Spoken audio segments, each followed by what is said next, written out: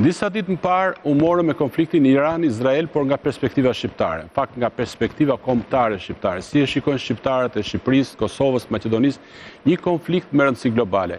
E nisëm në fakt me presidentin Trump, i cili në mes të këtij konflikti, i cili investon gjithë botën, i gjeti një 3 ose 4 rreshta në tweetin e vet për të marrë me konfliktin Kosovë-Serbi. Është një temë me cilën kemi disa vite që po merremi dhe jemi duke propozuar atë se si Shqipëria, se si shqiptarët të investojnë vëmendjen e presidentit Trump që të kthehet te dialogu Kosovë-Serbi atje ku e la 4 vite më parë. Dhe u morëm si thash me konfliktin Iran-Izrael, duke patur një panel ekspertësh të nivelit shumë të lartë, një ish studiues të West Pointit, një studiues tjetër nga Universiteti Zviceran, Universiteti Diplomatik i Gjenevës, e tjerë dhe ofruan pra një perspektivë shqiptarocentrike, ndërkohë që gjithë mediat e tjera ofrojnë lexime, ripërtypje të asaj që thuhet nëpër mediat më të rëndësishme botërore. Ndërkohë që sot, siç e shkruani mbrapa meje, janë disa prej yjeve të galaksisë të majtës shqiptare, e cila zë fill në fakt që nga Rilinda Sitan, që nga Sami Frashi, duke vjuar me Fan Nolin, duke shkuar me grupet komuniste shqiptare, me Enver Hoxhën, me rivalët e tij që përfaqësonin alternativa pro-perëndimore, pastaj me alternativat e tjera pro-sovjetike apo pro-kineze, duke vjuar me të majtën Edi Ramës dhe atë Albin Kurtit në Kosovë. Do të merremi sot pra me galaksinë e të majtës shqiptare, duke nisur nga fakti që Partia Socialiste dhe lëvizja vetëvendosje në Kosovë janë duke fituar në sens rritës. Pra, shtojnë votat duke marrë mandatet 2 apo mandatet 4. Do shikojmë pra ku qëndron bazamenti historik i këtij konsolidimi apo i këtij raportit shqiptarëve me të majtën. Do ta bëjmë këtë nëpërmjet një figure që është praktikisht historiani shqiptar më i akredituar ndërkombëtarisht që Eldor Mihilli, me profesor Edon Qesarin, me profesor Klementin Milen apo Arlin Qorin, që të dy përfaqësojnë 2 parti politike. Do të kemi dhe Zgjim Hyseni nga Kosova, i cili përfaqëson Partinë Socialdemokrate, që është sfidante e lëvizjes vetëvendosje, dhe me profesor Arben Malajn, i cili ofron i këndvështrimin ekonomik, pra duke shikuar alternativën e majtë nga këndvështrimi ekonomik. Na ndiqni me një herë mbas siglës.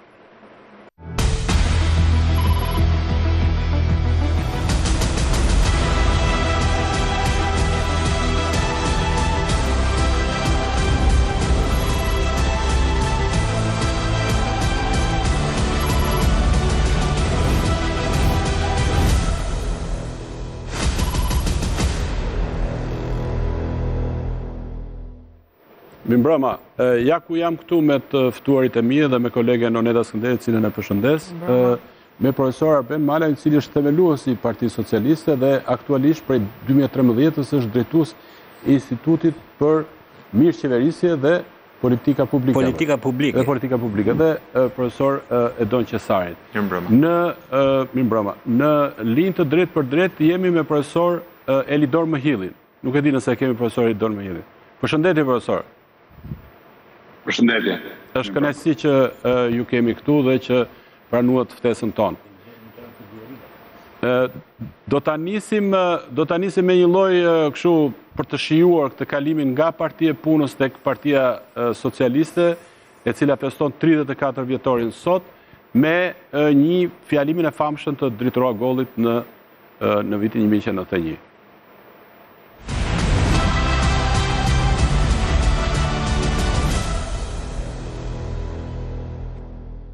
Pasqyrë e kësaj vije është gjendja katastrofike e Shqipërisë, është varfërimi deri në palcë i saj. Ekonomia jonë, industria, bujqësia, duke ecur sipas dogmave marksiste, njëherë me lëndë të parë edhe njëherë pa lëndë të parë, njëherë me instrumente, njëherë pa instrument, e tërë kolektive e gjitha dhe askujt. Tani o shok, ta lëm. Ju deri në fund mendimet e veta. Ju ma vërtetuat mendimin tim ma vërtetuat të fshehur në vetvete se Partia e Punës nuk rinovohet në qoftë se ju bëni kështu.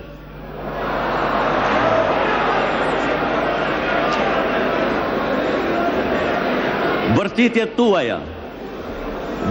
tuaja, jashtë çdo civilizimi dhe jashtë çdo kohe të qytetëruar janë pasqyrë e një partie që është e shtrirë në shtrat dhe po jep shpirt.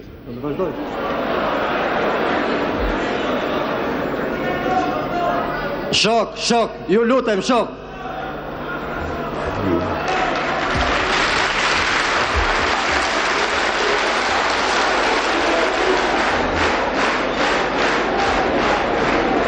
Mirë. Ç'është ky pazar njerë? Ju i nisi në vitin 1948. Të gjithë.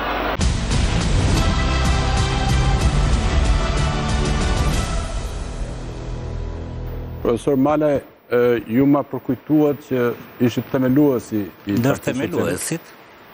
Pra në ata firmëtarët e pjesëmarrës të Kongres, sigurisht ishit. Jo në firmëtar, se firmëtar ishte një grup më kështu. E kuptoj. Okej, por drejtori Golle aty thotë që Partia e Punës ishte në shtratën e vdekjes, thotë.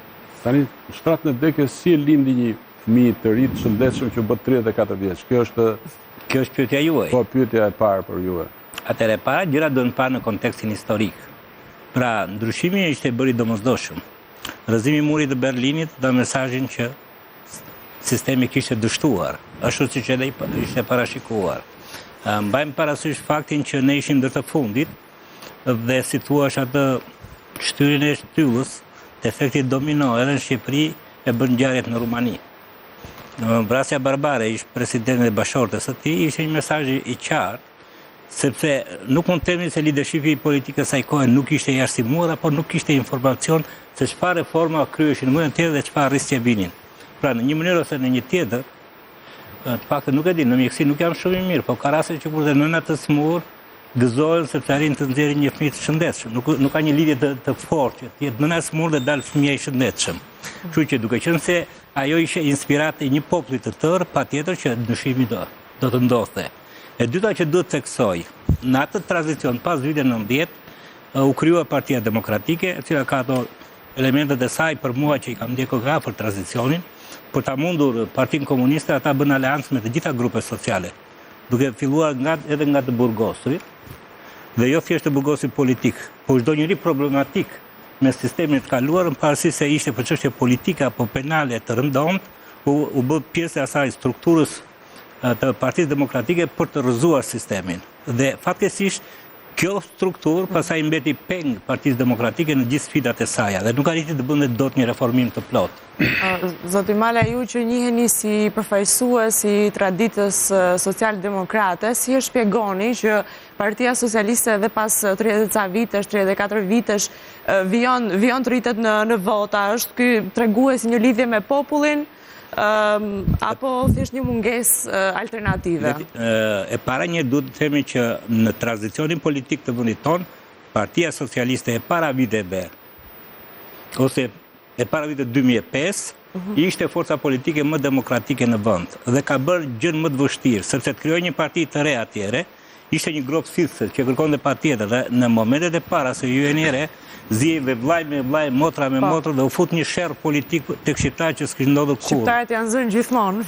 Po jo brenda familjes dhe jo për probleme politike, se ishte një përmbysje pas 45 vjetësh. Dhe u arrit të bëjë një modernizim i Partisë Socialiste, sepse përveç pjesës që ka abuzuar dhe ka edhe përgjegjësi penale, pjesa tjetër bazike, Partia Socialiste ishte njerëz të mirë, ishte njerëz me kredibilitet, që njerëzit i donin, respektonin njëri tjetrin. Dhe në këtë aspekt problemi ishte që këtë sinergji që kishte kjo parti kaq e madhe ta kthehej në sinergji pozitive për sfidat që kishte vendi, sepse do ndryshonte në thelb modeli ekonomik. Kështu që në këtë aspekt kontributi i drejtorit, kontributi i Nanos, i profesorëve të Plumit, i Maqolla Krorit, dhe i Ermelina Meksit, i shumë personalitete brenda Partisë Socialiste ata datë e tjerë, ishte që e kthyen në një parti moderne. Dhe po të shikojmë analizën politike që do ta bëjnë kolegët, Shqipëria është në vendet e pakta në lindje që nuk ka përfaqësinë Partisë Komuniste që nga viti 92 në parlament. Nuk e di, nëse është profesor Elidori që të thotë diçka dhe pastaj të rikthehet, a keni diçka për këtë tranzicionin nga Partia e Punës në Partinë Socialiste? A ishte ngjashëm atë që ndodhi në lindjen ish komuniste apo ishte e njëjta parti që vetëm ndroi emrin? Po, falenderit. Kjo fillimi i emisionit me këtë kronikë nga 91-shi në fakt shumë e nevojshëm. Me thënë drejtën, unë kam qenë shumë i vogël, nuk kam mbaj mend 91-shin si përvojë jetësore. Unë kam lindur 2 muaj para se të vdiste me Meqeu. Por ndërsa dëgjoja dritrojnë, ndërsa shikoja pamjet e kësaj nevojës së madhe të brendshme, kësaj etje urie për reformim, më vjen ndërmend 56-ta.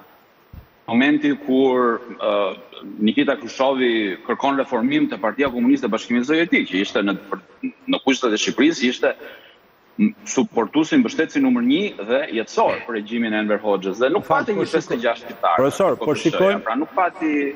Po shikojmë, ju nuk e shikoni, është kopertina e librit tuaj nga Stalini tek Mao, pra i librit tuaj kryesor, që është dhe bestseller, po.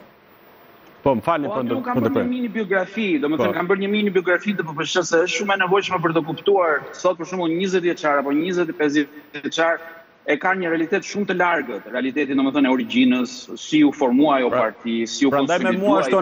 Prandaj me mua është Oneda Skënderi, që është një Dhe unë mund të duket të çuditshme, përse unë kam 15 vjet që jam mësim në Shtetet e Bashkuara të Amerikës dhe her pas here kur jap historinë e Shqipërisë, jap historinë e bllokut litor, ngre dorën dikush aty, një 18 vjeçar apo 19 vjeçar amerikan, thotë profesor, unë jam komunist.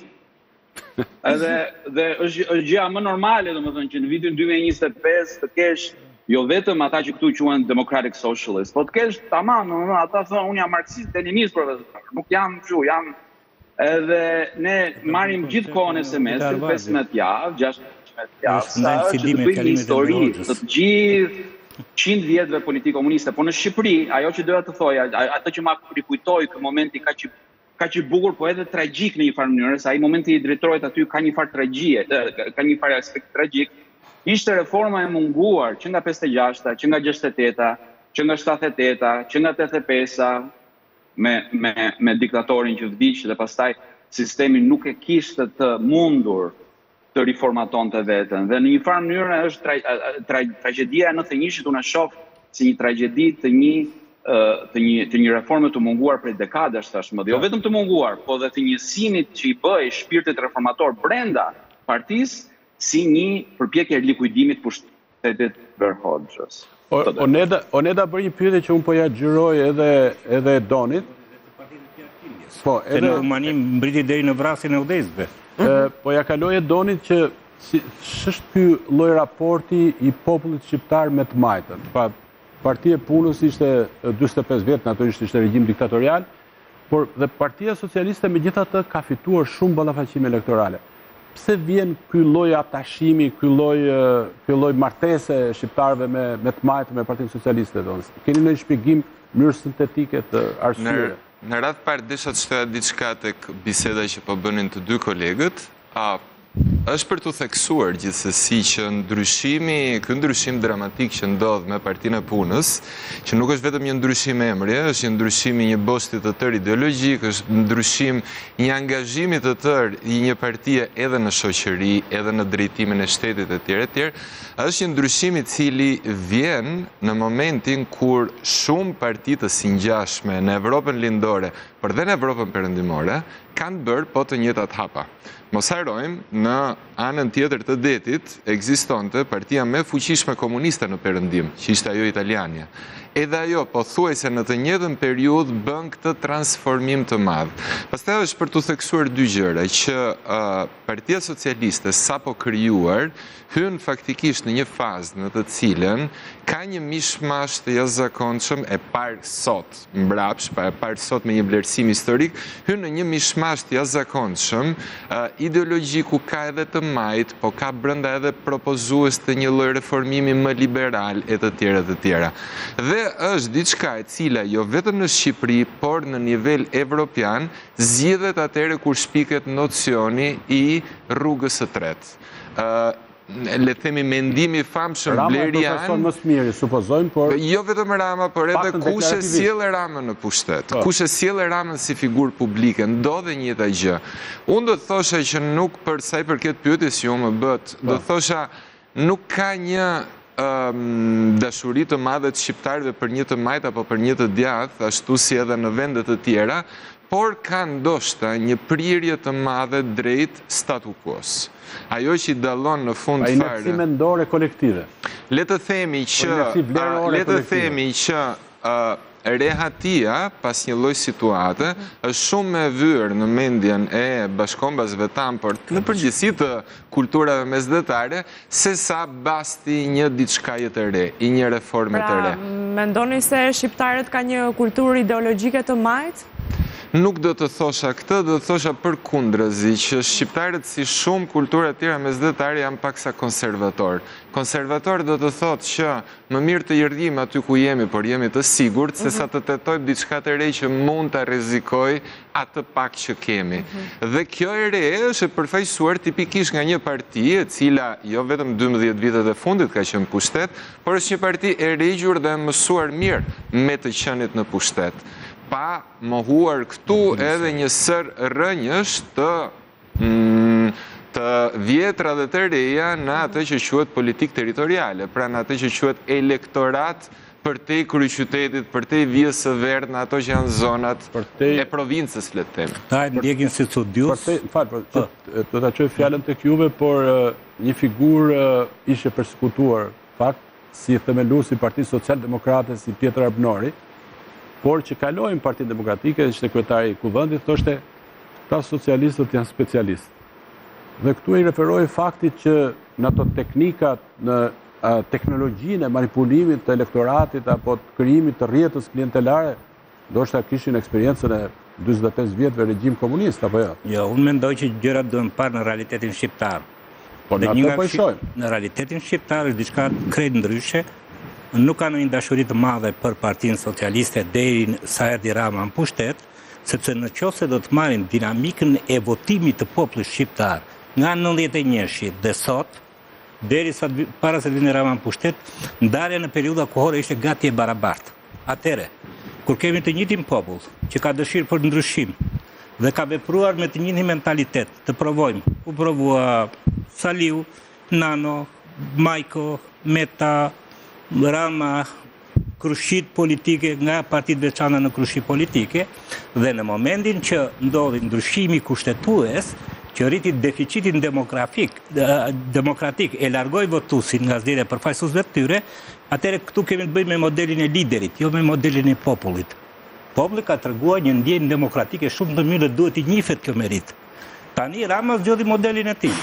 Ka ndihmuar pësën fakti që është konsideruar nga disa si parti e sistemit apo me një strukturë të trashëguar, ndoshta nga e kaluar? Fare. Se po ashtu ne dorinim, humëm e parë në 92-shin, fituam zgjedhjet me një zgjedhje vendore në 93-shin, humbi Saliu që deshta kthente në Republikë Presidenciale referendumin, u kriminalizuan gjitha strukturat e shtetit kundër socialistëve, ndodhi në 97, ne erdhëm vetëm 8 vjet në pushtet, që asnjë se mendoi se do vit pra Berisha, erdhi Berisha në 8 vjet, dhe pastaj erdhi Rama, dhe që këtu që nga ardhi Ramës u ndëpre pasaj mundësia për rotacion. Dhe kjo edhe për një rotacion të brendshëm, apo rotacion edhe kombëtar. Shiko, demokracia brendshme vdiqte të dyja partitë. Po të dy partitë. Por nuk ndodhi rotacion politik, sepse tani kemi një lidhje të fortë të votës me patronazhistët, të kushtëzimit të votës, të frikës së votës, të kontrollit të votës. Dhe kjo pastaj e ka vrarë atë konkurrencën. Prandaj thash të Pjetër Arbnorit. Dhe jo, edhe më tepër pastaj është edhe fakti që dhe opozita nuk ka arritur të krijojë një alternativë. Dhe duke mos krijuar dot një alternativë, s'duam të hymë tek ai rasti. Jo, është loja pulos tip, se ti vazhdon në qeverisë 4 mandatet një pasnjëshme. Se nuk janë avantazhet e tua. Janë dhe disavantazhet të mos paturit të opozitë reale. Nuk e di nëse kemi zgjim Ysenin në lidhje të drejt për drejt. Nëse kemi zgjimin, do të na ofrojë një dritare, po, edhe për Kosovën, edhe për të si thua për t'i përzier, për t'i miksuar realitetet politike kombëtare, unë prap i referoj me këtë konvencioni kombëtar Kosovës. Kosova në një kuptim ka një lloj substrakti ideologjik të majtë. Po flas kur i referojmë asaj nomenklaturës partive. Domethënë, LDK-ja është një parti e cila vjen nga lidhja komuniste jugoslave. Pra, parti neotitiste, ose me themel një lloj siç ishte Partia Socialiste dhe Partia e Punës. Por e majtë, apo jo, e martë me liberale, por e majtë. Tani e majt ndahet ku antarësosh, të tha që vetë ta deklaroj, unë nuk jam parti e majta, dhe nuk aderojnë në struktura. Në fakt, ju keni të drejt, ne duhet kishim bërë atë që është marrëveshje fjalës, çka quhet e majt para se të flisim për këtë, por do ta bëjmë me këtë. Do nevojiste një emision të tërë. Jo, vetëm për kufizim, për ditur sa afër është e majta shqiptare me të majtën si ideologji politike, gjithashtu. Cili është për kufizimin klasik i së majtës? Por është një për kufizim i cili nuk na jep asnjë përgjigje për ditët e sotme. Edhe për realitetin shqiptar. Absolutisht. Jo vetëm realitetin shqiptar, do të thosha edhe më gjerë. Pra, ndërkaq që në kohë të shkuara dhe i referojmë gjithmonë një realiteti perëndimor, le ta quaj kështu. Dallimi i majt i djathtë kishte një substrat organik për brenda, pra kishte një shikueshmëri nga ana e elektoratit, por kishte edhe një vizion për të ardhmen të caktuar të dallueshme. Sot e majt e djathtë janë më shumë, unë do t'i quaja orientime koordinatash. Do të thotë që ne dallojmë një pjesë të kraut që ulet në anën e majt të një parlamentit të caktuar si të majt dhe tjetra si e djathtë. Por ndërkaq ndërthurje të masave ekonomike apo të ideologjive. Një absolute që s'ka ndarje. Është dobësuar ndarje, po ndarje ka. Dhe po të kërkoj letë të them një gjë që ka ndarje.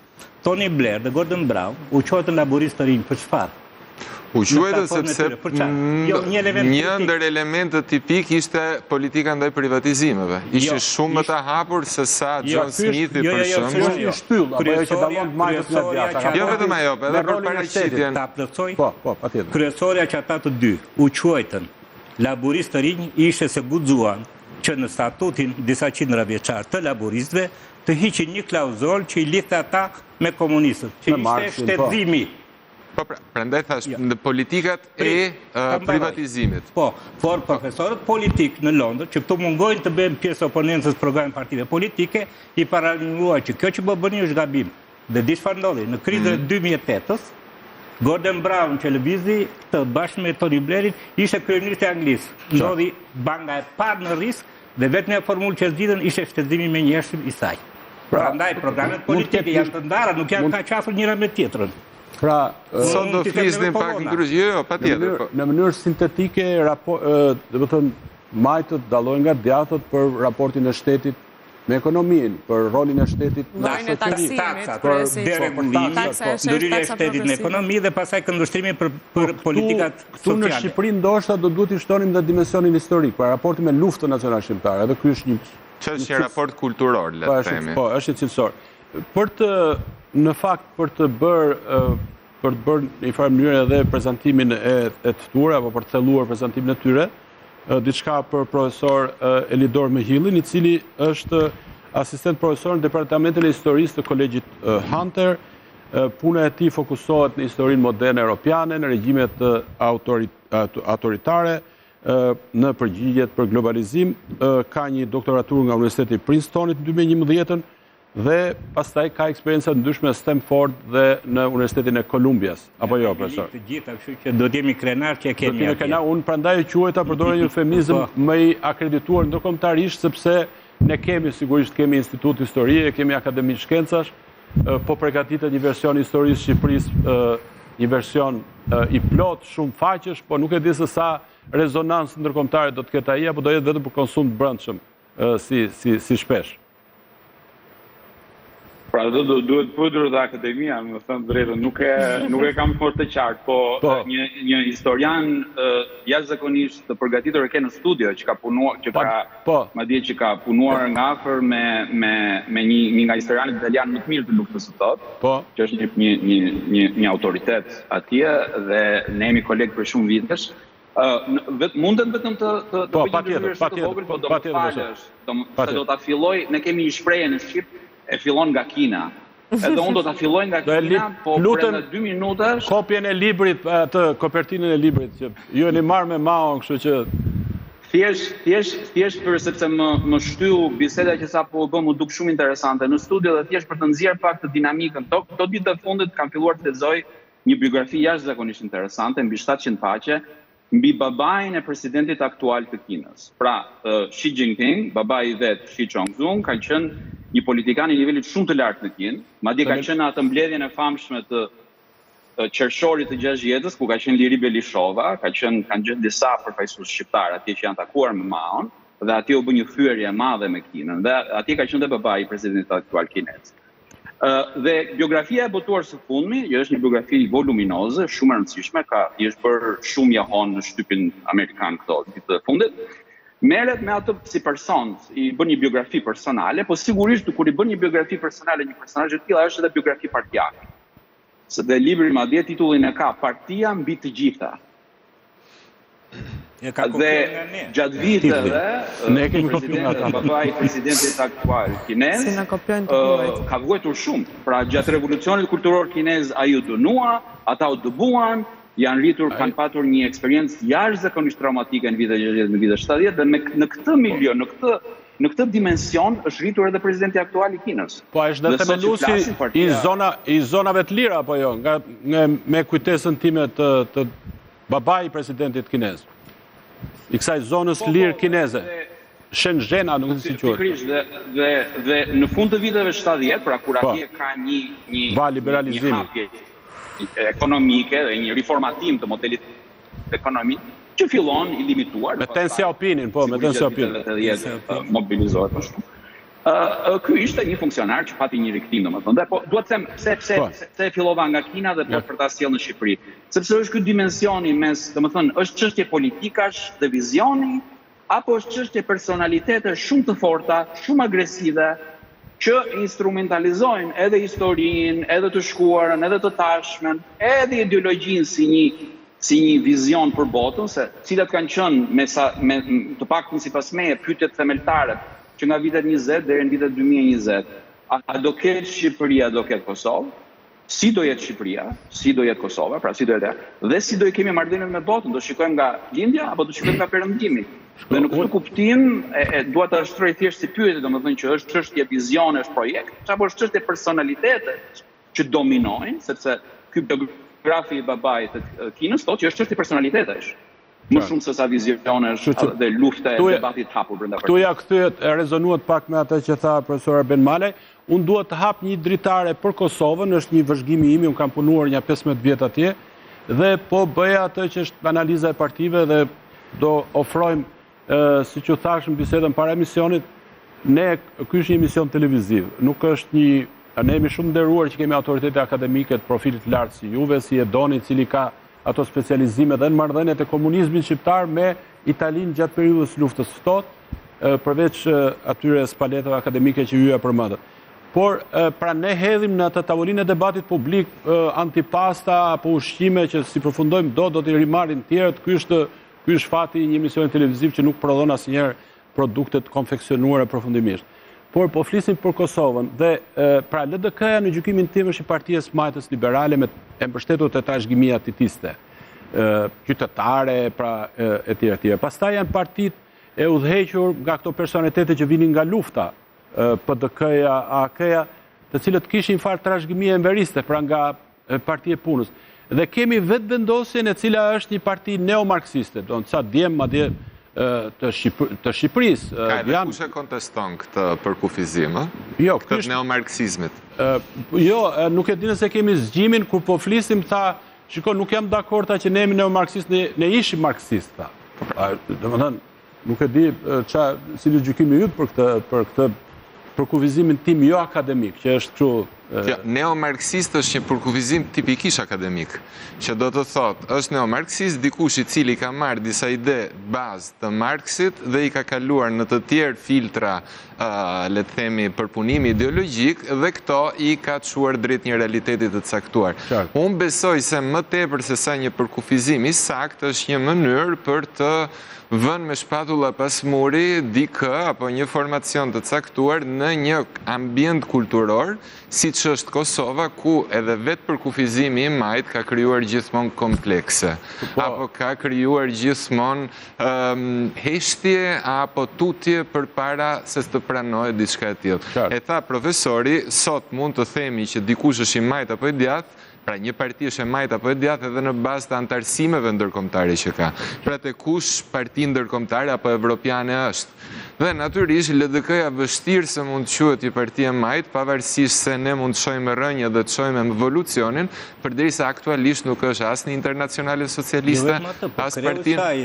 Tha që e deklaroi publikisht në Kosovë. Jo, PDK-ja, e kisha për LDK-n. LDK-ja nuk ka pasur në një qasje, a se di unë me të majtët, ka qenë më tradicionale, më nacionaliste. Po, por vjen gjithsesi nga bota titiste, le të themi, pra nga jo Jugoslavi e fundit. Unë kam një përvojë familjare. Se kanë kaluar vetë vendosja një pjesë e këtyre. Unë kam një përvojë familjare që kosovarët e kanë bërë gjithmonë me shumë xhelozi të majtën, se ka quajtur të lidhur me serbët. Bile pika Atë po përpiqesh kur partizanët vajtën luftë dytë botërore në Kosovë, babaj më ka luftuar deri në maj 45 në Kosovë, ata shikonin si zgjatim të ushtrisë serbe dhe nuk u jepnin asnjë respekt. Pra i qonin si diçka të keqe që po ndodhte. Masakret i varet. LDK-ja është parti e djathtë. Kemi më duket qendrës së djathtë. Zgjim Hysenin, i cili është nga drejtuesit e dikurshëm të Zgjim, përshëndetje. Përshëndetje, për juve dhe gualit.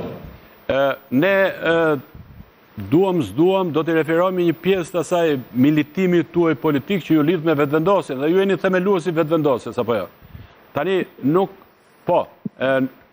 besoj se ju, masi që keni ikur nga vetëvendosja, e quani edhe gjitha të eksperiencët që keni patur atje si eksperiencë të keqe, do si që është zakoni që kur e lejnë parti, e quan të keqe gjithçka të saj.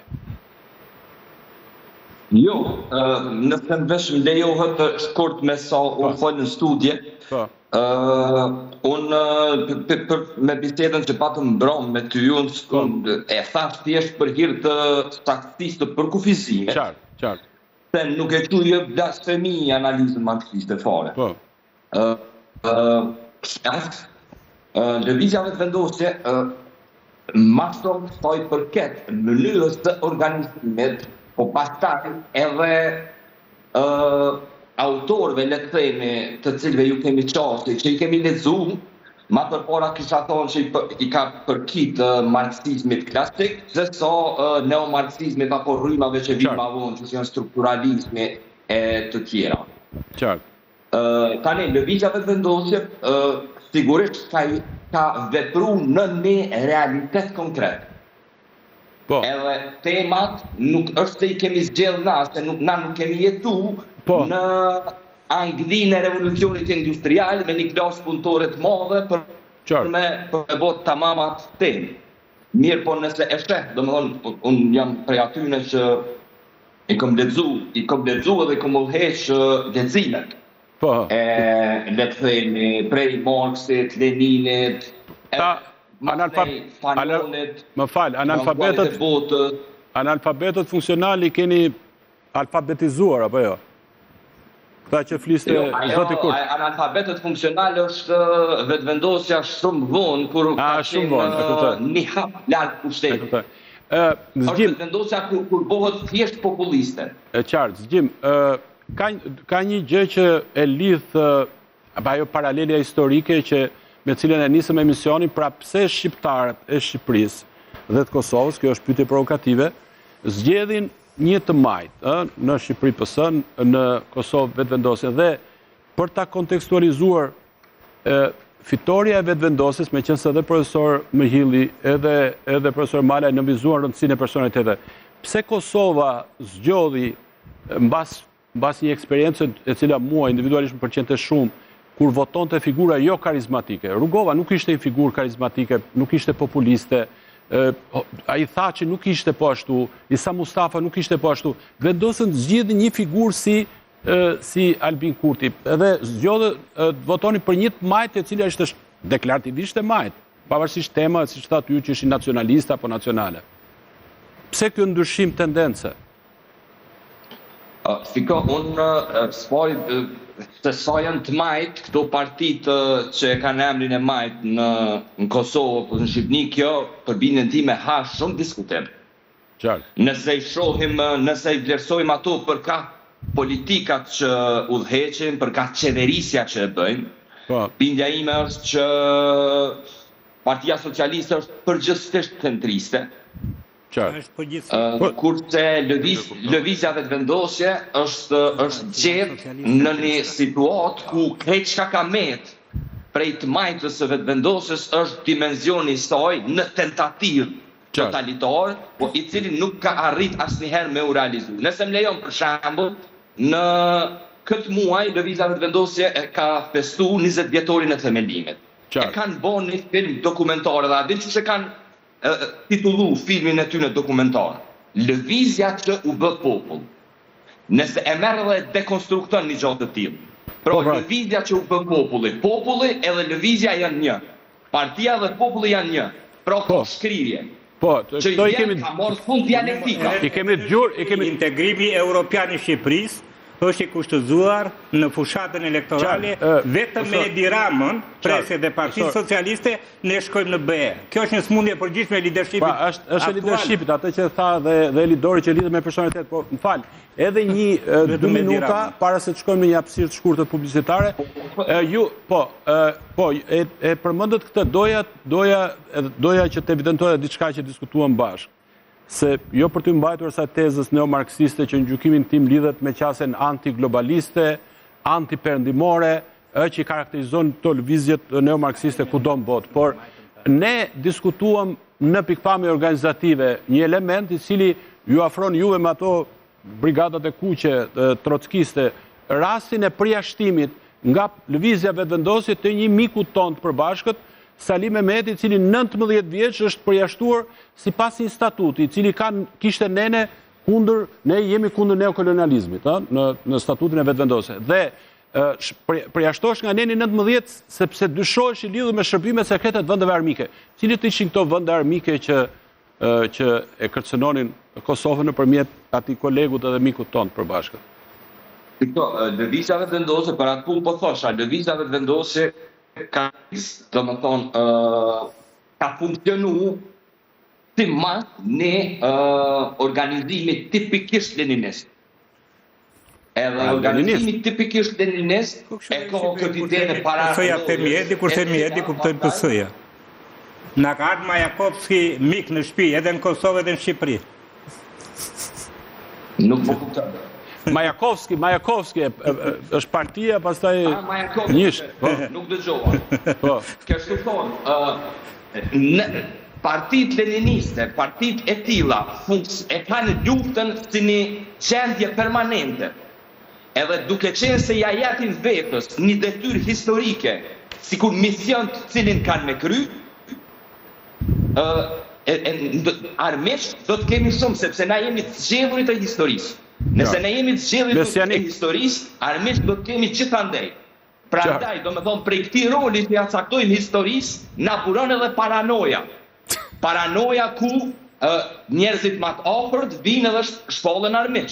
Po, e keni thënë këtë për Enver Hoxhën, e keni thënë një gjë të tillë, mendoni se ende vijon një ideologji e tillë e armikut të brendshëm edhe në PS edhe në vetëvendosjen në Kosovë? Tipikisht e kësoj natyre ka qenë ndarja brenda lëvizjes vetëvendosje. Do me thonë, 2 njerëzit më të afërt, nëse ti e merr paralelën Enver Hoxha dhe Mehmet Shehu, njerëzit më të afërt për dekada, në një moment, tjetri bëhet poliagent. Saktësisht, struktura... Kush është tjetri? Te ne, tjetri ka qenë sekretari Dardan Mulliqaj. Pra, ai që është kryetari PSD sot, është... Se ti ke lexuar veprat e shokut të Enver që ishin ato, ti ke lexuar, besoj, e keni lexuar nga literatura komuniste shqiptare, apo jo? Kështu që ti Enver Hoxhën me Mehmet Shehun i ke nga ato leximet, apo jo? Unë e di krejt historinë e totalitet, e di, aq sa kom arrit me një historinë e totalitarizmit shqiptar. E qartë. Pra, ti thua që raporti... Struktura e akuzës është tipikisht e njëjta. Qartë. Personi i dyshemt sepse po është rekrutuar prej shërbimeve të huaja. E qartë. Po ja kaloj pak fjalën edhe profesor Benmale dhe kaloj në pjesë të dytë në cilën ti je sigurisht i ftuar të qëndrosh gjithkohën. Po, profesor. Ndoshta ja vlen kjo që do të them se jam mënduar ta ndjek nga afër rotacionet politike edhe në vendin tonë edhe në Kosovë. Dhe bindja ime pastaj duhen studime më thelluara, kështu themin e profesorët, kur nuk dohem të japim. Konkluzioni është ky, që rotacioni nuk ka ndodhur për shkak të ndryshimit ideologjike të partive konkurruese, por janë realizuar vetëm kur janë qarë partitë të mëdha. Shumë LDK-ja fitoi edhe pas momentit që doli UÇK-ja në skenë politike, fitoi bashkinë e asaj. U nda LDK-ja me sherr, erdhi dy nga Amerika, bën sherr, u nda partia. Në këtë mënyrë ndodhi këtu pasaj tek ne. U nda PD-ja, nga 92-96 lidhen gjitha ato parti të reja. Vazhduar për disa kohë ne, u nda PS-ja. Doli Meta Mënjan dhe krijoi një parti tjetër. Dhe rotacionet janë realizuar më shumë duke përfituar nga grindjet politike të partive në mazhorancë sesa nga një garë ideologjike. Ne nuk do nuk është shumë mekanike, domethënë pa e kundërshtuar tezën tuaj, por rënja e PD-s mbas vitit 1997 nuk vjen për shkak të galaksisë së djathtë që krijohet për saj. Kurse rënja e PS-s në 2005-ën, mbase një ndër arsyet kyçe, në mos më kyçe, është pikërisht dalja e LSI-s. Po LDK-ja kur u qa që fitoi UÇK-ja. Jo, kisha për për atë jam dakord, patjetër. Do flasim sa më shumë raste të jenë një trendem në një analizë historike kohore, aq më shumë vim te një konkluzion. Do flasim pra për rrafshin kohor, do flasim për rrënjët e smajtës. Pro-Jugoslavia e Enver Hoxhës në përballje me të majtën europiane. Pse kam quajtur pro-Jugoslavia Enver Hoxhës? Sepse në mbështetje të përpjekjes së Enver Hoxhës apo ndoshta nxitës të tij si një figurë bashkuese apo autoritare në raport me grupet ekzistuese komuniste, ishte Partia Komuniste Jugoslave. Ishte një figurë si Miladin Popović e tjerë. Ndjekim një insert dhe pastaj kthehemi përsëri në studio edhe me të ftuarit atje, ndërkohë që profesor Arben Male do të ndahet nga ne. Pra, inserti i Hilda Locit për përballjen e Enver Hoxhës me alternativat e tjera të majta.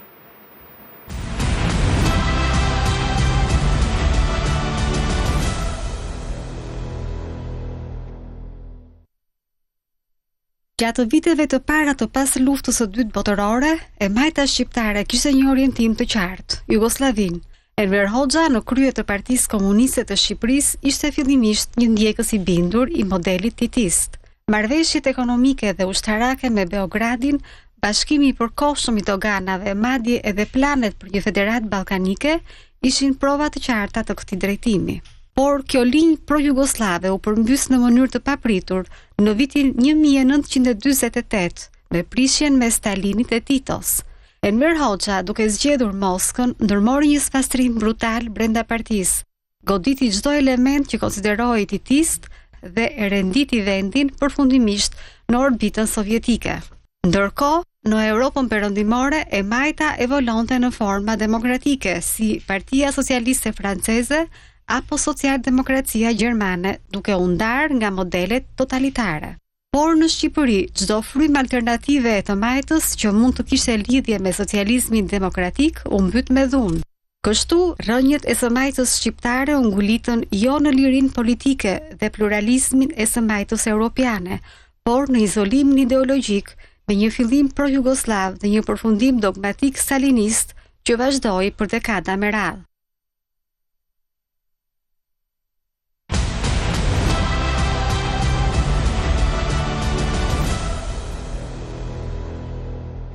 Ja ku jemi përsëri në studio, na është bashkuar profesor Klementin Mile, i cili është profesor filozofie dhe sekretar organizativ i Partisë Socialdemokrate. Por këtu, siç u morëm vesh, do të flasim një lloj diskutimi jo aq shumë teorik, dhe është shumë partiak, kështu që do ta dëshironin kontributin tuaj në këtë rrafsh. Pra, jo në rrafshin ngushësisht partiak apo ndërpartiak apo në dinamikat ndërpartiake. Besoj ndoqet nga pak të Po, arrita, ndjek pak edhe do mundohem të... Po, nëse keni një gjykim për nxemje, për të hyrë në diskutim, pra në lidhje me ato që çfarë diskutuam më parë, nëse keni diçka për të thënë. Në fakt gjëja e fundit që dëgjova ishte ky rebesh i madh që po bie. Kështu që nëse më fusni pak në temë. Shiko, më mirë ta shpjegojmë se pse mungon Arlind Qori, që ishte i ftuar, është kryetari i Lëvizjes Bashk. Tirana tani është në një rebesh, zoti Qori është partia që lëviz me biçikletë ose me shërbim publik, si rregull, kështu që nuk ka mundur që të vi, po bëjmë shaka, nuk ka mundur të vi ne do ta kishim ndihmuar nëse do ishim marrë vesh, por gjithsesi kjo pjesë e misionit do të fokusohet tek një lloj perspektive apo një lloj dileme e ndryshme nga ajo që kemi hasur përpara, domethënë që kemi hasur si rregull. Edhe ne, edhe prindrit tanë, fitoi komunizmi në Shqipëri. Po sikur të kishte fituar balli kombëtar, kjo ishte ajo dilema, ndërkohë që në emisionin ton kemi një dilemë tjetër. Galaksia e Majt ishte shumë e pasur. Nuk ishte vetëm Enver Hoxhës, i cili u mbështet nga Jugosllav, por kishte dhe të majta të tjera. Po sikur të kishin fituar ato. Kjo është pak a shumë boshti i emisionit ton dhe po e filloj me Edonin dhe pastaj po e vazhdoj me Klementin. Ekziston një mitologji faktikisht, e cila është ushqyer edhe gjatë 45 vjeçarit, por edhe më vonë, sipas të cilës Partia Komuniste është një rrjedhoj gati natyrale, shpeshherë edhe mekanike, e këtyre grupimeve të famshme të cilat fillojnë të lulëzojnë në vitet 30. Unë nuk do të quaja kështu, do të quaja personalisht paktën nga këndvështrimi im studimor, do të quaja Partinë Komuniste që lindë përgjatë luftës së dytë botërore një krijesë ex novo. Pra është diçka e cila pavarësisht shumë nga personalitetet themeluese të Partisë Komuniste shqiptare, ajo që më vonë bëhet Partia e Punës, vjen nga kjo galaksi e viteve 30, faktikisht struktura që vjet në jetë, ajo parti që lind ka fare pak lidhje me këtë galaksi të atëhershme. Por që është më interesantja, do të thosha, është që shpesher... Se nuk e di, njerëzit e grafikës të VSH-s kanë dhënë njëjtën pozitë edhe Qorit, i cili ka mjekër, do të thënë krahas Fanolit, e majta, po themi, fillesat e të majtës Shqipëri fillojnë me të majtët romantika, apo jo, me Mitat Frashrin, apo jo me Stavro Vinjau. Ka një lloj mendimi që lidh me këta personalitete. Vetëm për të ndriçuar dhe nuk e di nëse... Duhet kemi parasysh diçka. Kur flasim për të majtë, duhet fillova me grupet, po. Jo, nuk e fillova me grupet, por e fillova nga një ndarje thelbësore. Kur flasim për të majtë, flasim për mendim të majtë dhe flasim për veprimtari të majtë. Qartë. Jemi të qartë për diçka. Në Shqipëri nuk ka pasur mendim të përpunuar të majtë. Qartë. Pra të gjithë këta shpesher djelmosha, shpesher intelektual të rinj, të cilët në fund të viteve 30 fillojnë gjithmonë e më tepër dhe i përshtasin veprimtarisë të tyre terminologji si të majtë, shpesher përdore termi republikan, shpesher përdore termi komunist e të tjera, ishin personazhe të cilët nuk kishin lëvruar ndonjëherë në një mendim në kuptimin ideologjik të fjalës. Pra s'ka patur ndonjëherë një debat real ideologjik mes majtistëve shqiptar historikisht. Çështja është ta gjejmë. Unë kur them nuk ka pasur, është sepse nuk kam pasur mundësi të gjej gjurmë të kësaj gjë. Sigurisht kjo nuk do të mohojë që shumë nga këta veprimtar të rinj apo më pak të rinj kanë pasur një pavarësi mendimit të tyre, që nuk diskutohet, por kur flasim për të majtën e viteve midis dy luftrave botërore, po flasim për një të majtë e cila ishte organizuar rreth partish... Nuk e di, besoj nëse mund ta kem përpara vetëm për kështu, pra kjo është një skedë e këtyre mendimtarëve të majtë apo veprimtarëve të majtë, që është me spektër të gjerë, pra e fillon nga Fanoli, i cili kishte në eksperiencën e tij si kryeministër dhe bashkëpunim me Bashkimin Sovjetik, apo e cili e njoh. Kishte një tentativë bashkëpunimi me Bashkimin. Nuk e di, Klementin, se ti mund të përfshihesh në këtë temë, ke diçka për të marrë, me siguri ke shumë për të. Unë kam, po më shumë se sa tek emrat që dolën edhe propaganduan, po themi, idet majta, unë do isha më shumë të fokusoheshim fillimisht tek terreni. Pra, tek ajo që e bërit mundur që këto idet majta pastaj të ngjisnin. Humusi, kishte humus, po. Unë mendoj që kishte humus, sepse kemi një tradit që nga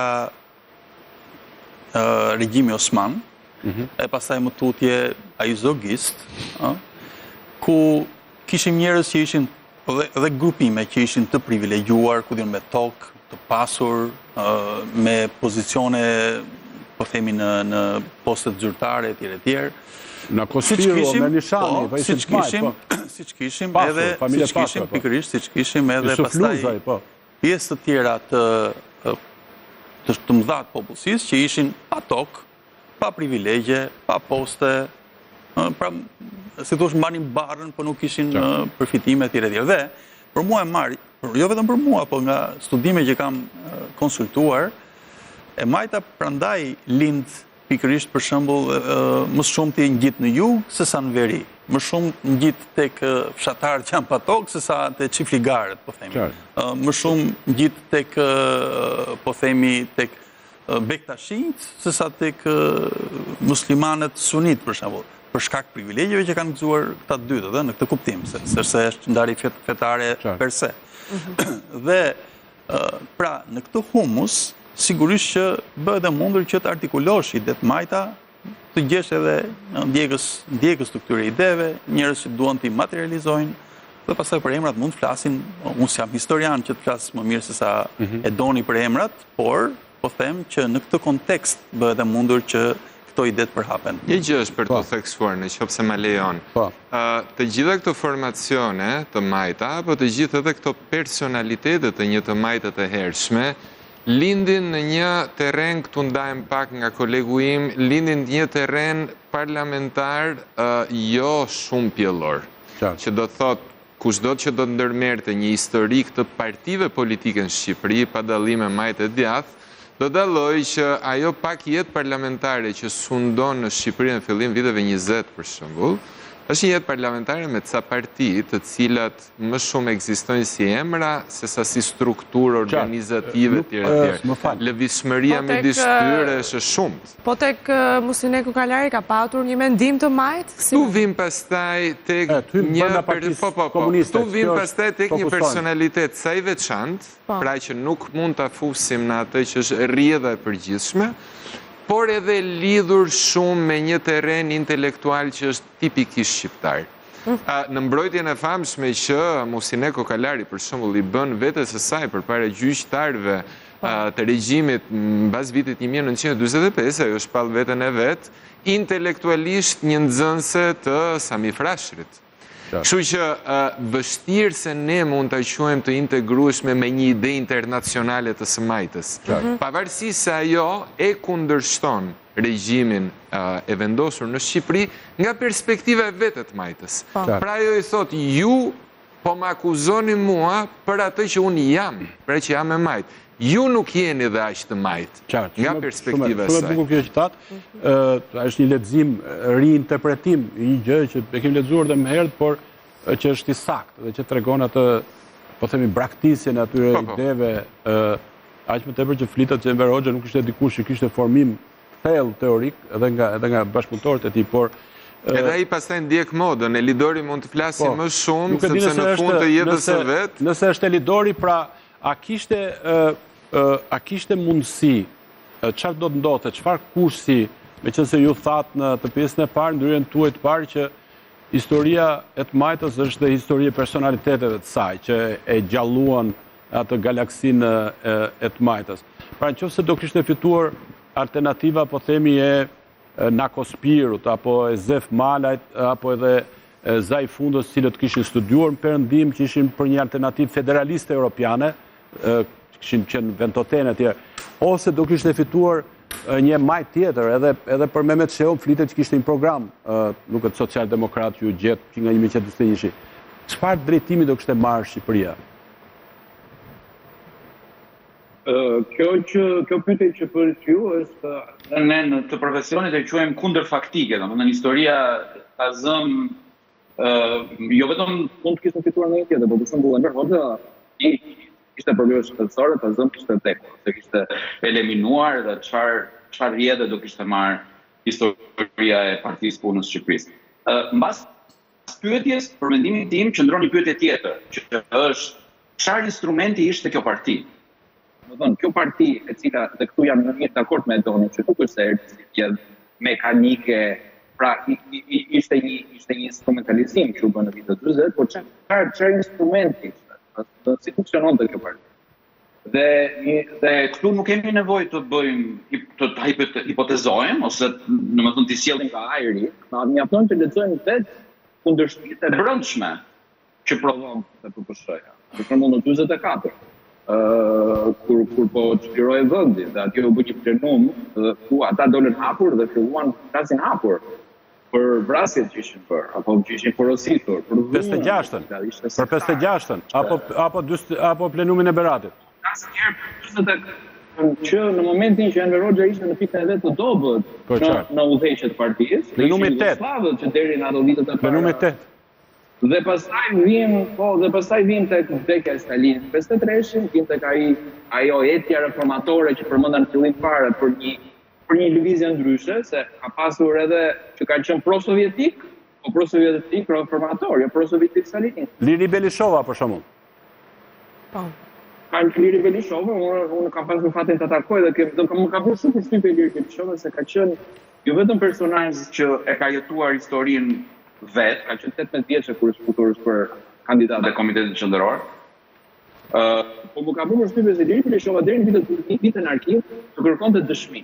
Pra, të kërkonte dhe bënte punë volumtuese, punë që e bën historianët. Sigurisht ajo e kishte jetë përvojë jetësore dhe ajo do të dinë domethënë çfarë ka ndodhur në 54, çfarë ka ndodhur në 47, çfarë ka ndodhur në 60, kur unë u bëra armike, domethënë u letrarizua Liri Belishova si informacion antiparti. Pra, dhe këtu doja se pyetja vështirësohet, pyetja që më bëni, vështirësohet pak në fakti se janë krijuar shumë. Domethënë është një histori e tërë komplotesh të brendshme, të cilat kur filloni shikonin si ato sfunuan, pra janë të gjitha të prodhuar në retrospektiv, gjitha miqtë e brendshëm që donin të komplotonin kundrejt Enver Hoxhës. Po ishte edhe roli i fuqive të mëdha apo jo? Ishte roli edhe i fuqive të tjera apo jo? Fuqive sovjetikëve, jugosllavëve. Pastaj unë gjithmonë kam mëshuar shumë geopolitikës dhe rendit ndërkombëtar, sepse duhet thënë që pyetja që më bët ju ka si përmbështesë të pyetjen tjetër, ku do mbështetej Shqipëria? Enver Hoxha e ka kuptuar që herët ishte një vend i vogël, ishte një vend i parapambetur. Gjithmonë do kishte një farë varësie. Dhe në këtë kuptim ajo martesa me Jugosllavët ishte shumë e vështirë, por pastaj ishte Bashkimi Sovjetik, i cili duhet thënë, domethënë ato ishte një mbështetje e madhe ekonomike, mbështetje industriale, ku ishte edhe një lloj shembulli mendor, pra një lloj shembulli intelektual, ishte një genealogji. Dhe Shqipëria mund të shihej edhe si një lloj zbatimi sovjetizimit në praktikë, por gjithmonë sillte probleme bota komuniste, se ishte një botë imperfekte, ishte një botë që prodhonte reformizëm, ishte një botë që prodhonte disidencë. Tani sfundi ka dalë një libër për shembull për disidencën që bëjnë në Bashkimin Sovjetik në vitet 60, një histori jashtëzakonisht interesante. Nuk donin ata të hidhin poshtë partinë komuniste, donin ta reformonin. Pra, kritika nga brenda. Jo, është më herët. Dhe një dimension të tillë, pavarësisht se Shqipëria më vonë shkëput nga Bashkimi Sovjetik, një dimension të tillë ka vazhduar të ekzistojë edhe brenda Partisë së Punës, pra një frym për ta zbutur, për të bërë atë destalinizimin e munguar, që duhet thonë nuk u bë në Shqipëri. Por edhe me si historian ne gjithmonë, domethënë kemi arkivin që na ndihmon të kuptojmë se si kanë rrjedhur ngjarjet gjatë kohës. Po gjithmonë duhet mos harrojmë që edhe procesi arkivik, edhe procesi dokumentacionit, edhe procesi i shkruarit historik është një proces ku vetë Enver Hoxha ka qenë shumë i përfshirë. Ai ka qenë më i përfshirë, mendoj unë, po një pyetje e fundit edhe për të rikthyer dhe për të dhënë hapësirë të ftuarve të ri. Ju në ato recensionet e veprës tuaj, po dhe të artikujve tuaj, konsideroni si historian që merrin dhe me individin e thjesht, pra, jo thjesht me personalitetet. Por unë duhet që t'ju provokoj me përfshirjen e fuqive të mëdha në atë se cili do të ishte drejtimi i qeverisjes komuniste. Pra, Enver Hoxha ta zëm e luftoi Liri Belishovën si pro-sovjetike. A kishin interes sovjetikët pra që ta rrëzonin Enver Hoxhën dhe kujt do t'ja jepnin pushtetin? E para, ai rrëzoi në 74 ose dënoi, pushkatoi Beqir Ballukun, i cili konsiderohet, është një libër i Yusuf Kalo, si pro-kinez, pra si një lloj alternative që nëse do vdiste Enver Hoxha do t'ja jepnin Beqir Ballukut. Kurse në 81-shin Mehmet Sheu nuk u eliminua drejt për drejt prej tij, por u konsiderua si figurë jugoslave. A ka patur nga kërkimet tuaja arkivore investime të fuqive të mëdha që tek këta individ që Enver Hoxha i akuzoi për ta marrë pushtetin apo jo? Pra te Liria, tek Beqiri, tek Mehmeti. Shumë prej tyre janë riprodhime letrare të bëra më vonë, domethënë janë nxjerrë element antiparti, sikur ka pasur puçe, sikur ka pasur. Dhe kjo duket shumë mirë pikërisht tek Balluku. Dhe më kapës të sjell një dokument të 73, kur ai thotë Balluku ka qenë kundër kinezëve. Dhe pastaj të 73-ën Balluku bëhet pro kinez. Pra Balluku bëhet arma instrumenti i kinezëve që të komplotonte kundër prezidentit Mekollës. Dhe për ta kuptuar dinamikën, domethënë në fund të fondi personal janë roli dhe kupton se si kanë shqetësuar ata faktet, dokumentat, si kanë hequr gjë, edhe ato telegramet që ky i çonte Liri Belishos për shembull, vitin 60 janë botuar me heqje, kur janë botuar në ato kohë. Qartë.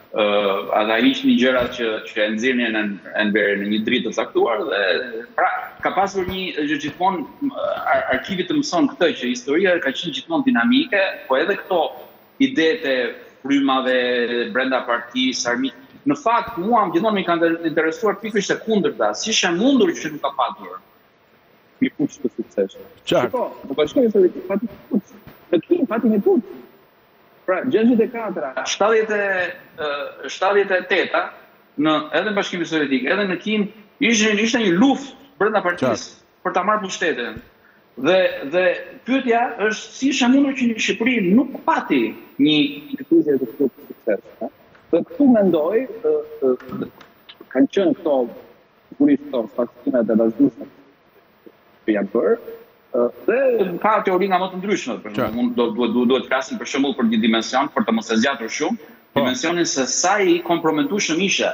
Pra, cila ishte dimensioni jot personal si figurë historike që mund të kthehej në armë dhe partia ta përdorte si armë. Dhe në këtë dimension e shoh unë më tepër këtë çështjen e kultit të Enver Hoxhës. Profesor, unë ju falenderoj, tani do merremi, po vetëm shkurt, se siç ju thash, ne do hedhim antipasta në atë tavolinën e diskutimit, se si mund të sfidohet Partia Socialiste që po dominon jetën publike, jetën partijake, se për Enver Hoxhën e kuptuam që ka qenë ndoshta lideri më i fortë në botën komuniste që s'pati puçe të suksesshme.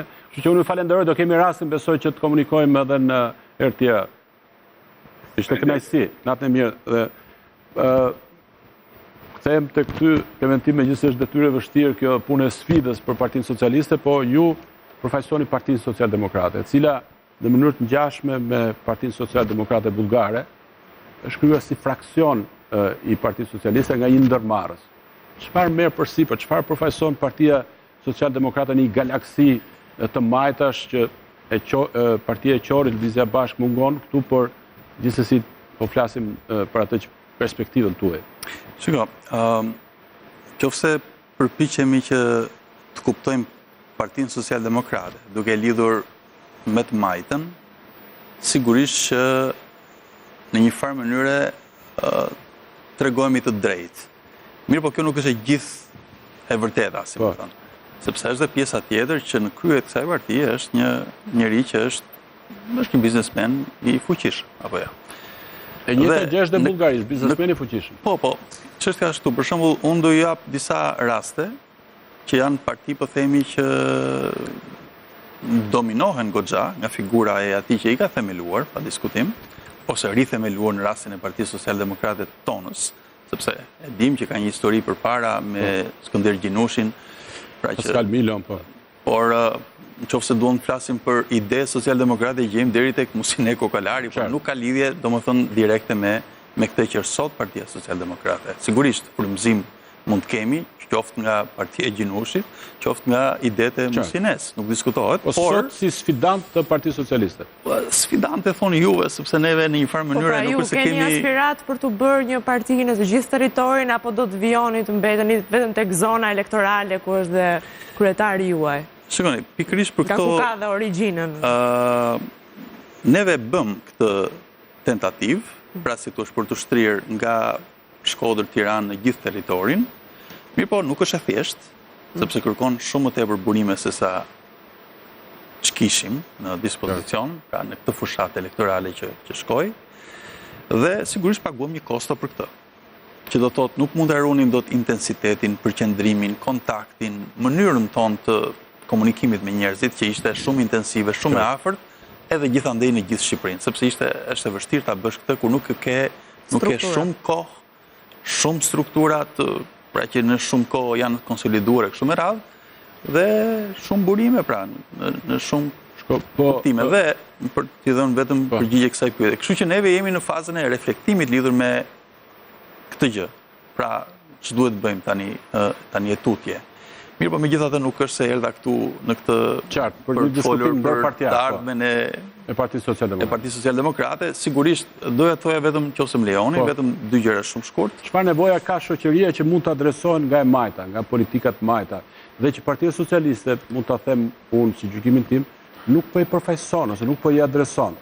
Për shembull, është dukur fjala sindikat nga fjalori politik këtu në Shqipëri, ose fjala shoqëri. Jo vetëm ajo fjalë, dhe shumë fjalë të tjera si solidaritet, a flet njëri për solidaritet në këtë vend. Për shembull, jo vetëm të flas për solidaritet, po të ketë skema solidariteti që i garanton shteti. Se kjo është çështja. Pra, unë do thoja shumë shkurt këtë gjë. Po, ka fituar 4 mandate rresht Partia Socialiste. Për mendimin tim i ka fituar edhe nuk i ka, siç thon kundërshtarët në djathtën e saj, pra që i ka vjedhur, i ka manipuluar kështu me radhë. Pavarësisht gjithë parregullsive që janë në zgjedhjet shqiptare, që ndryshojnë shumë nga zgjedhjet daneze apo skandinave, prapse prap partia që fiton vërtet i fiton zgjedhjet dhe këtu, të paktën ky është mendimi im personal, nuk besoj se duhet kemi ndonjë kapi me këto gjëra. Por problemi është këtu. Po, ka fituar 4 mandate Partia Socialiste. A ka fituar 4 mandate e majta? Idetë e majta, parimet e majta, skemat e majta, vlerat e majta? Kjo është pikpyetja e madhe, sepse i shohim her pas here simbolikisht përfaqësuara, ku diun sikur kur kujtohen her pas here për veteranët, ndonjëherë tjetër për pensionistët, ndonjëherë me ndonjë gjë simbolike, por puna është që nuk trajtohen në thelb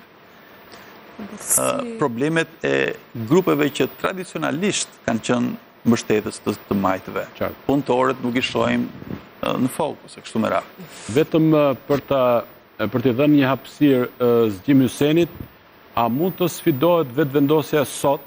Kjo është ajo dritarja e re që po në disa minuta, nëse mund ta elaboroni mendimin tuaj, dhe cilët janë rrugët për ta sfiduar vetëvendosjen e cila duam s'duam është parti e majt me ato cilësorët që thatë ju apo dhe me të tjerë, dhe dominon jetën publike. Dhe ajo mori 42.5%. Pra cilët janë rrugët për ta sfiduar të majtën si vetëvendosjen në Kosovë sot? Me ju tonë të drejtën, problemi halli është që në Kosovë po delegjitimohet një projekt i majt pa u provu ende, pa u provu fare. Për shembull, Kosova udhëhiqet prej një subjekti që quhet i majt, mirë po që 5 vjet, nëse shtrojmë pyetjen çush e vlerësojmë një subjekt majt nëse kur ja shohim qeverisjen atij, që 5 vjet në Kosovë, unë e besoj, domethënë një prej vlerësimeve është nëse e shohim çush ka ndryshuar shpërndarja e pasurisë. Stresat e ndryshme shoqërore so kanë përfituar.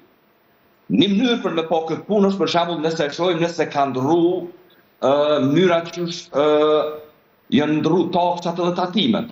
Në Kosovë vazhdon me qenë tatimi i shesh, njëjtë siç ka qenë në kohën kur kanë qeverisë partitë e djatha. Në Kosovë është 10% maksimumi tatimit të tem edhe në të ardhurat personale. Në Shqipëri nëse s'gaboj është 15%, apo jo? Po. Tatimi të tem për biznesin. Në Kosovë nuk ka fare taks në dividend. Në Shqipëri është e vogël 8%, po të paktën ka. Në Kosovë vazhdon mos me pas fare taks në dividend. Kjo është një prej mënyrave, pra shpërndarja e pasurisë. Sa po ju gjindesh njerëzve në nevojë. Kosova nuk ka ndrru asgjë. Sa i përket një gjaje tillë, ndërkohë vetëvendosja në alternativën qeverise e ka pas tatimin progresiv, premtim edhe shkallëzimet kanë qenë larg më të larta se sa që janë në Shqipëri sot për shembull.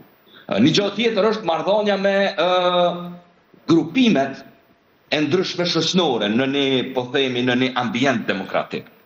Në Kosovë janë luftu aktivisht sindikata. Të njëjtat sindikata që kanë qenë aleatët Kurtit derisa ka ardhur pushtet. Muj me i përmend këtu. I ka luftu punëtorët e sindikatës Trepshës, të quajtur Hajdut. Në Kosovë janë shkput 2 kontrata kolektive. Kontrata kolektive me punëtorët shëndetësor edhe me atat arsimit. Në Kosovë është ndalu dialogu social, pra kur përcaktohet paga minimale, vendim mars kanë qenë edhe sindikata. Me ligjin e ri që ka ardhur me qeverisjen e re, këtë gjë e bën në fund thjesht ministri vendos. Pra sindikatat nuk janë as fal. Sepse jemi drejt fundit, kam një pyetje për ju. Zgjim. Që në Kosovë po delegitimohet e majta pa e provu Kosova një projekt majt për te. Atëherë, si e shihni ju të ardhmen e të majtës në Shqipëri dhe po ashtu edhe në Kosovë? Dhe më pas një të pyetje e kam edhe për të ftuarit që kemi në studio. Unë besoj e majta, jo vetë Shqipëni dhe Kosovë, po më përgjithësi, vazhdon me mbet brenda kornizave të vjetra. Edhe e majta radikale, po edhe e majta e reformume. E majta radikale në formën e populizmit të majt, është për mund një variacion i marksizmit klasik, me disa lidhje të shkurta, për shkak se nocioni kryesor i tyne është sovraniteti shtetëror, për sa kohë na kemi kapitalizmin global, apo përgjigja përmes sovranitetit shtetëror, t'jep instrumente shumë të kufizume për me sfidu. Po, si adresot? Se ky është rasti me lëvizjeve të vendosur. Dhe çështje koha. Çka ndodh në fund është i mirëmbajtur armiku. Pra e majta po fiton, populizmi po fiton si hegemoni, po si projekt politik afirmativ, nuk po fiton. Qartë. Po megjithatë, kjo është një pikë që vlen për të trajtuar pyetja është e njëjtë, por duket që e çuditshme, kjo një majtë si vetëvendosja është megjithatë kritike ndaj perëndimit, edhe publike, edhe kundërvënëse, publike dhe jo publike. Ndërkohë që Partia Socialiste e ka si pikën e saj më të fortë raportin me perëndimin, raportin me Bashkimin Evropian, aspiratën për integrim evropian dhe përveç fakti që është një makineri elektorale fuqishme, është kjo që diferencon nga e majta kosovare. Nuk e di nëse vetëvendosja është kritike ndaj perëndimit apo është kritike ndaj kritikës që perëndimi ka për Kurtin, sepse ka një dallim këtu në mes. Megjithatë s'do aventuroja që do më lejoje vetëm të bëja një kundër shembull, sepse në mënyrë shumë të përulur do të insistoja tek fakti që nuk jemi të izoluar nga bota. Në vitin 2019, kandidati për kryeministër në Britaninë e Madhe, zoti Jeremy Corbyn, ka bërë fushatën elektorale tipikisht të majt klasike për Britaninë e Madhe, mbas gati 3 mandatesh konservatore. Shkruajti një manifest. Pra, fjala manifest zgjon shpeshherë këtë frikën apo referencat me manifestin e Marksit. Nuk fitoi në zonat punëtore të verisë së Britanisë së Madhe. Ka fituar në zonat urbane dhe sidomos në zonat ku janë universitetet e mëdhaja tipikisht intelektuale. Pra, kur flasim për të majt, ne flasim për 200 vjet histori, mbas edhe pak më tepër. Partia Social-Demokrate Gjermane është partia më e vjetër në kontinentin evropian. Është themeluar në gjysmën e shekullit të 19 dhe partia sotme Social-Demokrate Gjermane që po bashkëqeveris nuk ka asnjë referencë kulturore me atë parti, pavarësisht se është e njëjta në linjë historike. Pra duhet kuptojmë diçka. Shoqëritë ndryshojnë, referencat politike ndaj partive ndryshojnë, personalitetet politike ndryshojnë. Po të shohim sot politikanët tipikisht të fuqishëm, të kësaj të majta, por edhe të djathës, të na duken më tepër si sharlatan krahasimisht me ndonjë Mitterrand apo krahasimisht me ndonjë De Gaulle të tjerë. Dhe kjo vlen edhe për terma të caktuara, po i referohem faktit që u përmendët më parë, termi sindikat. Pra të parë në Shqipëri nuk ka një traditë të jashtëzakonshme sindikale. Por edhe në vende ku një traditë e tillë ekziston dhe ku një sindikat është fuqimisht e lidhur me i partitë majt, Greqia për shembull, sindikatat e KQS e Partisë Komuniste Greke, edhe atje nuk është kaq e mirë qenë që një shtresë të caktuar, po i quajmë punëtore, apo po i japim një emër romantik proletariati, të orientohet në mënyrë natyrale dhe frymëzuese ndaj partive të majta.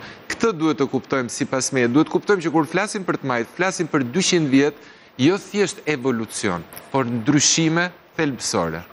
Ju e trajtoni akademikisht, pa e studioni Është ajo detyra ime. Po, kursin e të majtës, po ky njeriu këtu, i cili, domethënë, nuk e besoj shifni këtë pamjen që e ka postuar në faqen e vet, pra Edi Rama ka folur për një rrugë të tretë, është referuar e ka këshilltarin e vet Rruga e tretë ka një emër alternativ, Përtej të majtës dhe djatës. Përtej të majtës, pra ky ka shkuar përtej të majtës dhe djatës. Po ju jap në 2 minuta kohë që si duhet pra sfiduar një figurë e tillë që e ka braktisur të majtën, edhe si shta Klementini, edhe si që nënvizoi Zgjimi edhe Arben Mala me atë pasionin e vet, pra si duhet adresuar që të ketë rotacion. Si mund të sfidohet PS-ja e sotme? PS-ja e sotme, Edi Rama ose personaliteti që tha edhe Lidori që e identifikon PS-n e sotme. Unë nuk kam dërmend të sfidoj Edi Ramën personalisht, por mund të them që mund të sfidohet natyrisht duke folur gjuhën e sotme. Jo një gjuhë e cila qoftë majtas, qoftë djathtas, nuk është e ditë dhe të sotme. Pastaj unë bie dakord me çka tha Edoni për këtë vim, për këto ndryshimet historike. Për ndryshimet historike. Ndryshimet historike që kanë ndodhur, për shembull, nuk kemi më një sistem, po themi, klasor, ku saktësisht ata me arsim të ulët dhe me të ardhurat të ulta votojnë gjithmonë majtas, dhe ata me të ardhur të lartë dhe arsim të lartë votojnë gjithmonë djathtas. Kjo ka ikur. Madje drama e të majtës është që flej gjumë rehat nga kjo anë, edhe e mendon të mirë qenë. Ajo që ka ndodhur pas viteve 60, edhe në Shqipëria është pak më vonë, patjetër, po si më thënë nuk është shkëputur nga bota, reflektohet edhe këtu. Ajo që ka ndodhur pas viteve 60 në shumë shoqëri perëndimore, thuajse të gjitha, është që kemi një sistem multielitar. Pra, ata që me liberalizimin e të arsimit, pra fillojnë arsimohen thuajse të gjithë. Edhe të mirë arsimorit shkojnë majtas, më shumëti. Dhe ata që janë të pasur me shumë të ardhura, vazhdojnë e rinë djathtas. Pra kemi, si me thënë, 2 lloje elitash, kemi diferencim elitar, si me thënë. Çfarë ndodh më vonë? Me Trumpin, me Melonin, me Orbanin, me Le Penin, me këtë doni ju që ka pas sukses elektoral në vende që ne i marrim si shembull. Ndodh kjo. Kemi një sistem, po themon tani, që është më shumë identitar. As multi-elitar nuk është më, është identitar. Sepse emigracioni bëhet dhe frika ndaj të huajit bëhet, si më thënë, prezente shumë. Dhe tani duhet marrë në konsiderat. Çfarë do bëjmë me këta njerëz që mund na marrin, pra sipas frikës, fobisë që ekziston, mund na marrin punën, mund na marrin shanset, mund na marrin hapësirën, mund të imponojnë modelet e tyre, etj. Fillon edhe ngrihen partitë të cilat u gjenden pranë këtyre punëtorëve, për shembull, të cilët janë braktisur, se e majta në një farë mënyrë i braktis. Pse i braktis? Trumpi fitoi veçanërisht në zonat e... Jo se duhet ta themi këtë gjë. Po sigurisht. Po pra, e majta i braktis sepse përqendrohet tek të mirë arsimorit. Ata janë tek kjo është elita. Mirë, po duke fokusuar aty dhe duke marrë votat e këtyre njerëzve, të mirë arsimuar, ta të tjerët që nuk janë aq mirë arsimuar, por punën me punë krau, këta mbesin në harres, janë të harruarit e mëdhenj. Trumpi fiton atje, pikërisht. Atje fitojnë edhe të gjithë këto populistët e djathtë, siç i quajmë ne shpesh, pra në këto lloj, si më thënë, shtresash. Kur vim, ju thoni si do sfidoni Edi Ramën, unë nuk jam këtu për të thënë që do sfidoj Edi Ramën, ne jemi në, si më thënë, në një spektër të majtë të politikës. Si hipotezë teorike, akademike. Por, ajo që duhet të them unë, dhe e kam shkruar para disa vitesh, kur shkruaja nëpër gazeta rregullisht në fakt, kam shkruar që modeli Edi Ramës para disa vitesh, kur s'isha ende në politikë aktive, por vetëm e studioj politikën si e doni sot për shembull nga jashtë, kam shkruar që Edi Rama ka një model modernist. Çfarë do të thënë modernist? Modernist do të thotë që ai merr shiringën dhe i vë vlerë gjërave. Do ta prek ai që të ketë vlerë një diçka. Po e la dora Edi Ramës ose syri ti nuk e pa, është e pa vlerë. Kjo është çështja. Domethënë njeriu ja jep vlerën gjës. Njeriu mund të jetë lideri, siç është rasti në këtë rast, kryeministri e kështu me radhë. Dhe ky është një model filozofik, model politik, si doni që ta quajmë. Pra, në vetvete asgjë s'ka vlerë këtu, nëse nuk vjen aktori i madh dhe personaliteti, si që shkruajnë librat e historisë që duhet vi, me atë shiringën e vetë e t'i japi vlerë. Ti pompoj me vlerë, ti t'u atriboj vlerë. Këtu jemi ne. Ne presim që të vi, po themi, kryeministri të bëj një shëtitje në rrugë dhe qytetit, që të marrin vesh se si t'i luajnë pallatet, ose si të zgjidhin problemet me ujin, se si të zgjidhin plerat, e kështu me radhë. 1000 gjëra që varen nga kjo. Unë mendoj që kriza e madhe të gjitha forcave që kanë dashur ta rrëzojnë Edi Ramën, sidomos Partia Demokratike, është që s'kanë ditur të prodhojnë një model tjetër. Alternativ. Fare. Janë tek njëjti model, për shembull çfarë presin ata Partia Demokratike? Presin që Sali Berisha të vijë dhe të marrë shiringën e vet, të japi vlerë gjërave. Të njëjtin model. Pra bëhet një krahasim midis dy individëve, pastaj Rama apo Berisha. Këtë duan njerëzit.